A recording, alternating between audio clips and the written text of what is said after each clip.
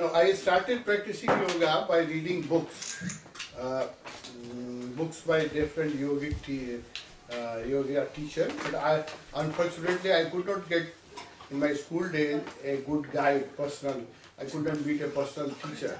So I was doing yoga through his book, Patanjali Yoga, and some of the book was Shivananda of Rishikesh, and some book were from Anger from Pune. So those books were my teacher, but unfortunately I could meet only a good teacher after several years of practice of yoga. So between 5 and 6, and I do half an hour silent meditation on a bed before I start my day. And then we have a yoga practice in meditation hall for 1 hour, 7 to 8. With basically few yoga which teach by Ramdev, you know him. No? So we do 20 minutes pranayama, 20 minutes yogasana, and 15 minutes savasana every morning. And after that we do have dynamic meditation, also dynamic meditation. That's our daily routine. After dynamic meditation, I sit in silence for hours, and then normally I wake up at about 11. So from 7 to 11, 4 hours, I'm in my meditation room, and that's my best time. That's my time where I get nourishment from it. We have Osho Samadhi in Tapovan. We have made some temples of different masters. So I move around and meditate for some time. I go every morning at Osho Samadhi to pay my respect to my master. Sometimes I sit there for half an hour. So it depends. Then I come back, then I have brunch. I miss my breakfast. So what do you prefer in brunch? I have chapati and fruits. I am a fruit eater. Maybe in the past life I was a monkey. I love fruit so much. So fruit is my main food. And fruit and chapati and green vegetables. I love green vegetables. And how spend your whole day then after that? Then after the brunch, we have emails, because I have initiated people around the world. In 80 countries, there are people whom I have initiated. So I receive hundreds of mails each week. No? So that takes about 2-3 hours to reply. So after brunch, we sit down to reply the mails. It takes longer time. And after replying all mails, then I read newspapers. I'm very fond of newspapers and magazines. You know? Reading is my passion. So I read periodicals, news magazines, things like that. And then we have a cup of tea, and I go for afternoon meditation. 5 o'clock we have afternoon meditation, Kundalini meditation. That's my favorite meditation. Again, after meditation, I sit in for silence. Normally, I love to sit in silence for hours. And it depends, sometimes I am tuned to silence, then I sit for hours. Sometimes I am not tuned, then my mind is working, then I come back after half an hour. So silence is my nourishment, and I love silence. And I do silent sitting in the morning and evening for long hours. So what's the best time to do meditation? The best time is the morning. And the second best time is the before sunrise, and at that time of sunset. These are the two most, we call it Sandhikal, when the day and night meets. So these are the best time for meditation.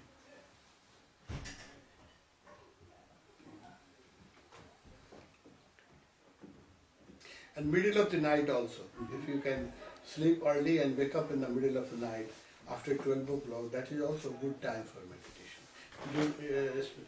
Normally silent meditation, you can do silent sitting, because the whole nature is quiet and everything is silent. So it's very easy to go in tune with the existence and go into deep silence. Sometimes when I sleep early and I wake up in the middle of night, I do that meditation. Did you find any time to close to Osho? Close to Osho means... Yeah, to see him very closely. Yeah, and no, when he was in physical body, I was following him wherever he traveled, in Rajeshpuram or in Pune or Bombay. But after he dropped his body in 1990, my association with him is of last 40 years. 20 years when he was in physical body. So I was following him wherever he traveled. I was doing a lot of traveling because of him. But after he dropped his body, I'm settled down in Nepal in one place. But I started feeling him more strongly after he dropped his body. and I started getting his instruction in my meditation, in my vision, and I felt myself more closer to him than after he left his body. I feel now I can contact him more easily, because when he was in physical body, I have to go through the secretary, his secretary, and sometimes appointments were difficult, and it was given for a very short time, because there were a lot of people who wanted to see him. But once he has dropped his body, now his times are available for me, and I can be in his energy contact for hours.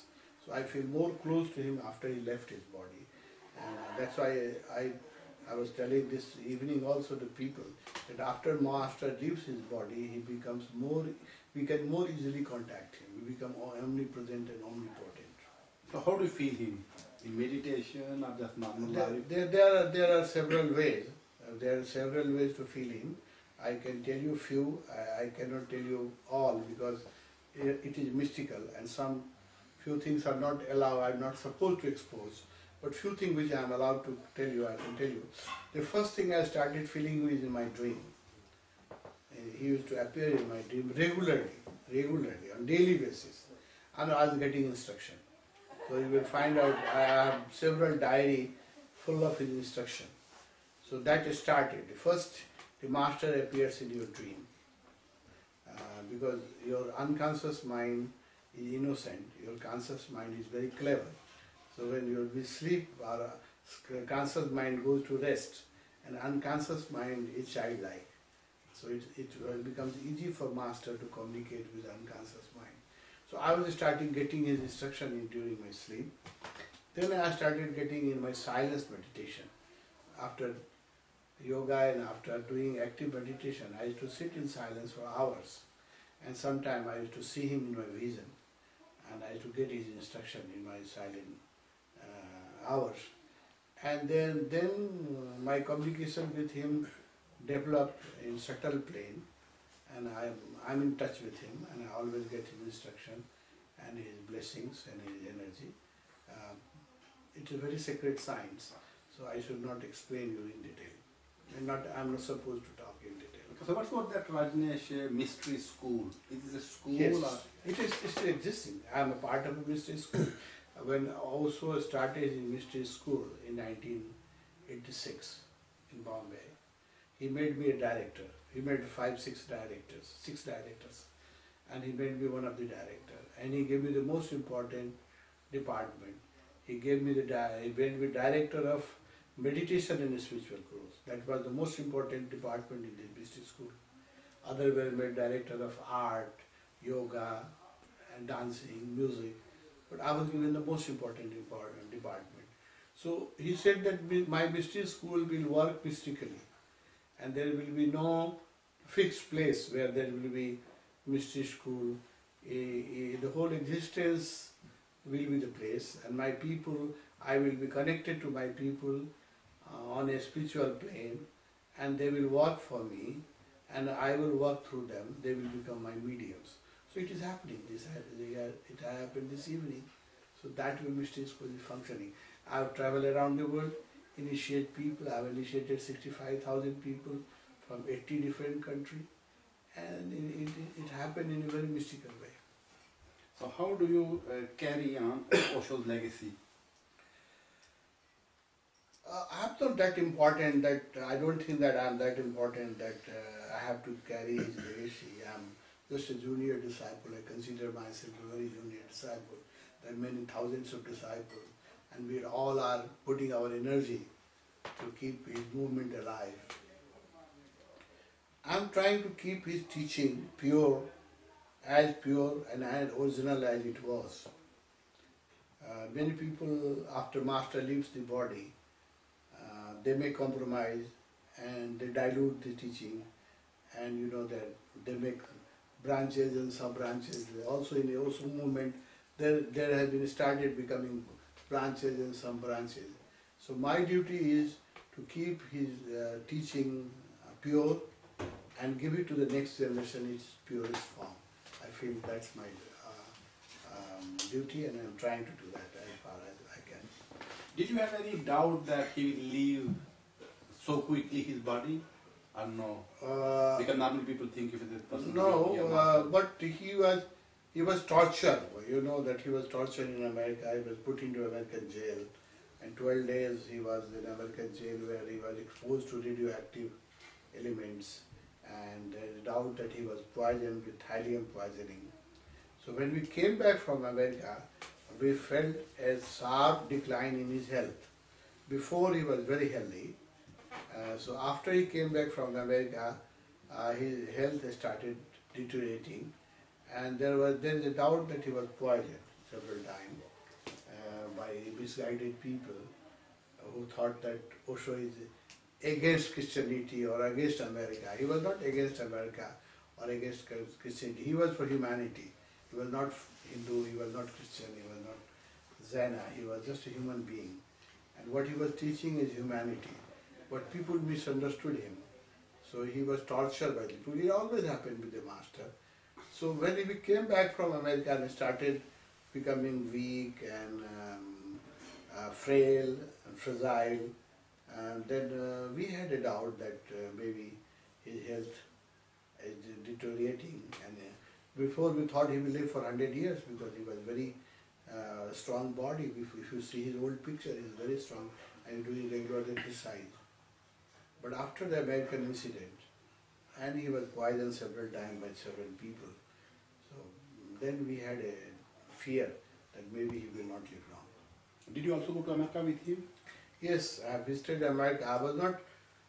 Osho asked me to do work in Nepal.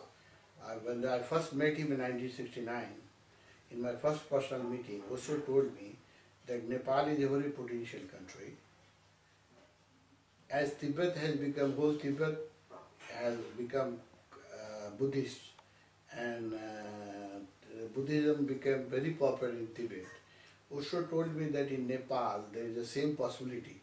When I was the only disciple of him, 69, I was the only person who had met from Nepal. But he has a vision that one day thousands of Nepalese will join him and they will become his disciple. So he asked me to stay in Nepal. He told me that wherever he will make an ashram, you can come and visit, stay, but you will have to station in Nepal. So I was not allowed to stay in Rajasthan with him. I was going there several times as a visitor for a few months. Then he asked me to go and work in Nepal. So my station is Nepal, but I've been following him wherever he travels. So did you find any difficulty when you established yoga center over there? No. But there were a lot of difficulty because Any opposition? many opposition. I was put into the prison. In the beginning, my parents also were very unhappy. My wife left me. I have to go on through all torture you can imagine. You know? I was I have joined my service after engineering, and my salary was in Nepal. The salary scale is very, very low, so I had financial problems, and I had all sorts of problems. I've gone through all sorts of torture you can imagine. The first 10 years was very difficult, very, very difficult. But after 10 years, I could establish myself.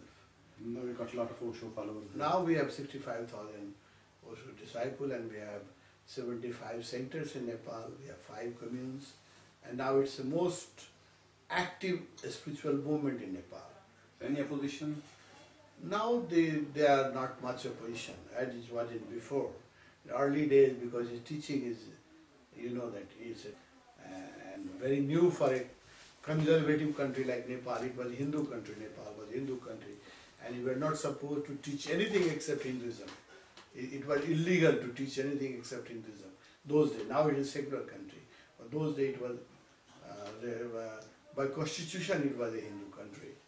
So it was risky. I was put into prison also for selling his book and teaching his meditation. But slowly people realize it, and I'm very much respected now in my country. Even President and Prime Minister, they all visit my centers. And now things have changed. Osho is a respected name, and as Osho disciple, people also respect me because I am a